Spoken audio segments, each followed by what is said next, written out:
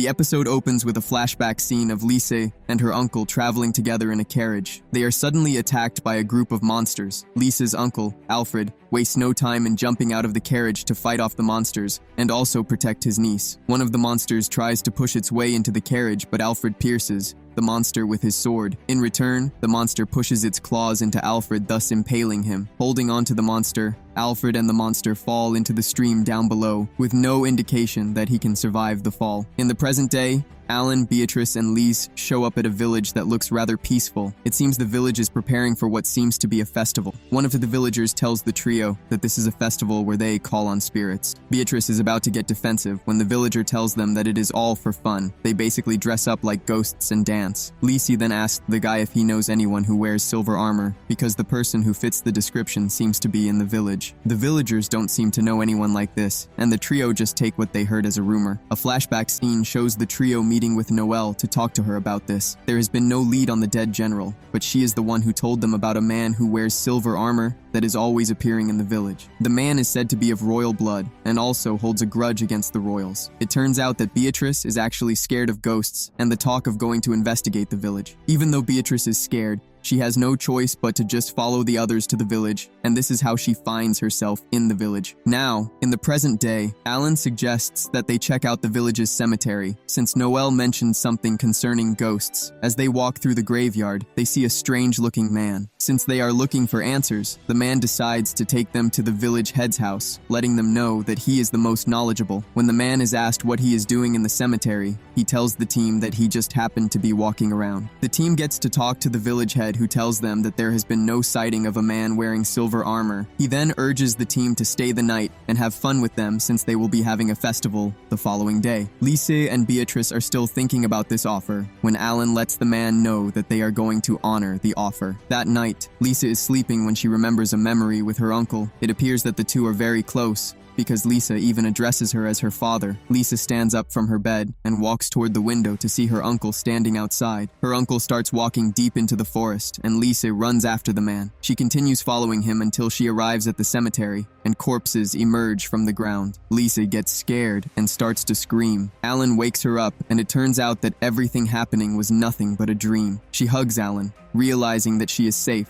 and not in danger. The next day, the entire village is dressed as ghosts, and they are busy having fun. Beatrice talks about the weirdness of the festival, saying it is basically a taboo in the kingdom. Alan then suggests that she put a stop to it, but Beatrice says she doesn't need to if it is not causing trouble for anyone. The trio just stands there looking at how goofy the villagers are. Alan thinks about how something is off, but he doesn't sense anything that is unnatural. Just then, the strange guy from yesterday shows up and urges the trio to stand up and dance with the crowd since they are present at the festival. Beatrice and Alan are up for this, but Lisa says she is just going to stay back for now. Before Alan leaves where he is, he uses his power to check out the crowd. He and Beatrice then excitedly run toward the crowd. Moments after the two leaves, Lisa senses something strange in the area, and this is when she hears her uncle calling out to her. She looks back to see her uncle walking away in the distance and decides to chase after him. She continues chasing him until she finds herself in the woods. She is out of breath and decides to stop for a while and catch her breath. This is when Alfred appears out of nowhere,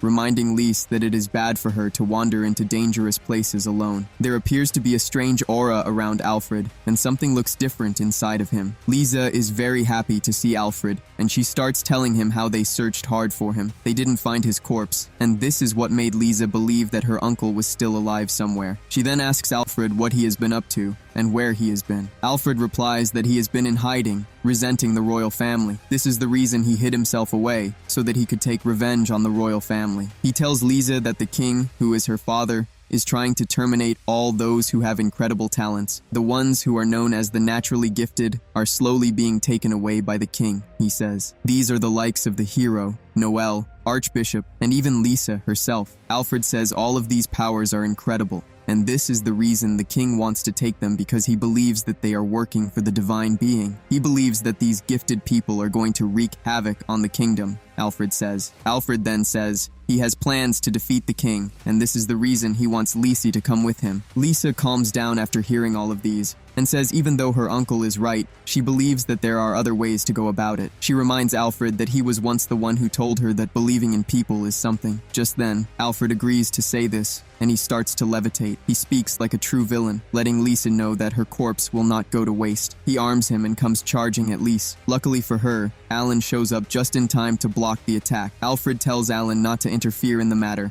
and Alan lets him know that he is actually the one interfering with his peace and quiet. Lisa is surprised to see Alan, and he tells her that he has been watching everything unfold. Alfred laughs at Alan because he remembers him as Lisa's former failure, who was considered to be a failure by everyone. Alan lets the guy know that he is not there for chit-chat. He wants to bring back the real Alfred. Using his power, Alan breaks the compulsion that is holding Alfred. Alfred falls to the ground, and Lisa starts to wonder what Alan has done to her uncle. Alfred manages to speak out, and he tells Lisa that he is already dead. It turns out that Alan broke the spell that was used on Alfred. Alfred thanks Alan for the help, and he apologizes to his niece for holding his sword against her. He then lets her know that the things he said to her, and his attempt to terminate her, is not of his own will. He reveals that the demons are behind everything that has been happening. However, there is one thing that is true in everything that he said, and this is his resentment toward the royal bloodline. Lisa is surprised to hear this, and she asks Alfred why he hates the royal bloodline. Alfred says because he is the younger brother of the king,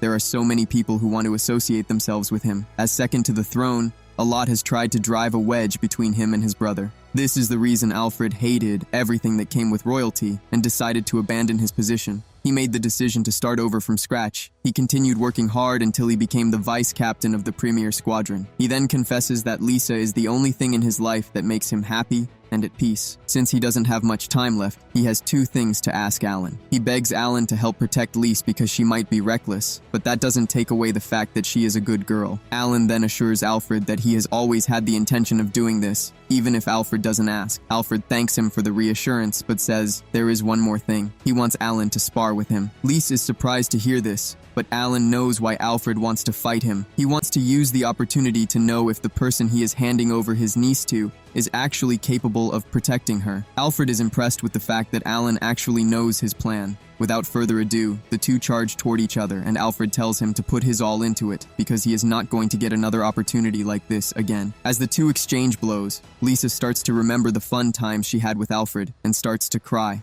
By the time the fight is over, Alfred is defeated, and he is slowly losing his grasp on the world of the living. Lisa sits beside him and starts to cry, but Alfred tells her not to. He assures Lisa that he is now at peace and can peacefully go away. He tells Lisa that she is truly like a daughter to him. He reveals how joyful he always was whenever Lisa calls him father. Lisa holds Alfred's hand, telling him how blessed she is, and also decides to call him father one more time. As Alfred slowly slips away, he tells Lisa to try her best to find happiness. Lisa cries hard over her uncle's dead body, but there is nothing that can be done again. Later on, the village head approaches Alan, asking him when he knows that something is not right about the village. Alan tells him that he has known from the start that the village is full of dead people, and the village head is the one controlling them. The man is surprised by this, and asks Alan why he didn't say anything. Alan says it is none of his business, because everything seems peaceful, and there is no indication that someone is getting hurt. The man then asks Alan if he doesn't mind that he is a demon, and Alan says yes. He is not the type who assumes all demons are bad. Instead of the man just taking the win and leaving, he decides to play smart. He brings out corpses from the ground so that they can hurt Alan. Alan realizes that he has made a mistake in considering the man to be a good person. With just one slash from his sword, he takes down the dead guys and the demon with them. He then picks up the little stone left behind by the demon. Meanwhile, Brett and his father have been informed that the demons have failed again. Brett's father doesn't seem to be moved by this because their other plan actually worked. Brett has been able to take down the archbishop, he says. In the next scene, Alan, Beatrice, and Lisa are seen leaving the village in a carriage. Alan checks the magical stone with him, using his power, and this is when he realizes that the only part of Alfred's body that truly belongs to him is his head. There is still the speculation about the dead general, Cyril, missing a head. Just then, Lisa receives the news that the perceived dead general Cyril has returned.